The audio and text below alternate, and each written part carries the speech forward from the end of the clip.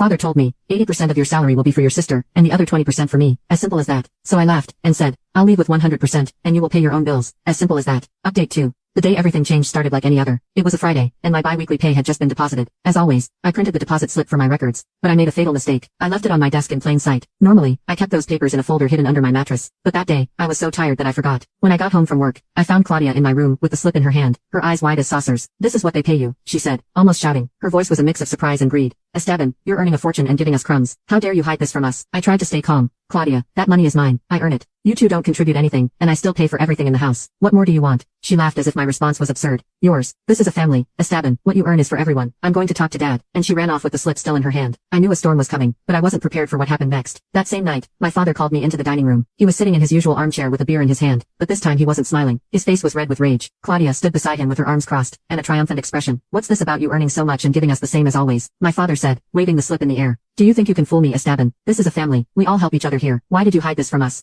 I tried to explain. Dad, that money is what I earn with my work. I've been paying the bills for this house since I was 18. Claudia, contributes nothing. And you spend my money on beer and parties with your friends. Don't you think I deserve to keep something for myself? My father laughed, but it wasn't a kind laugh. It was a cruel laugh. The kind that makes you feel small. Deserve. Look, Esteban, let me explain how this works. Your sister wants to study at the most prestigious university in the country. That costs money. A lot of money. And me? Well, I have my expenses. So from now on, 80% of your salary will go to Claudia so she can fulfill her dreams. The other 20% is for me, for my things, and for going out with my friends. It's that simple. I stared at him, unable to believe what I had just heard. 80% for Claudia, 20% for him, and me. What was left for me? I felt the rage I had stored up for years rising in my throat like a volcano. But instead of screaming, I laughed. I laughed loudly, hysterically, as if I had just heard the best joke in the world. My father and Claudia looked at me as if I were crazy. What are you laughing at? My father asked, clearly annoyed. I wiped a tear from my eye, still laughing. I'm laughing because I'm fed up. Fed up with supporting two parasites who claim to be my family. Fed up with your drunken nights, Dad. Fed up with your parties, Claudia. Fed up with being treated like I'm worthless. So you know what? I'm leaving. I'm leaving with 100% of my salary, and you two can pay your own bills. It's that simple. My father's face changed. The rage gave way to an expression of disbelief. What did you say? You don't call the shots.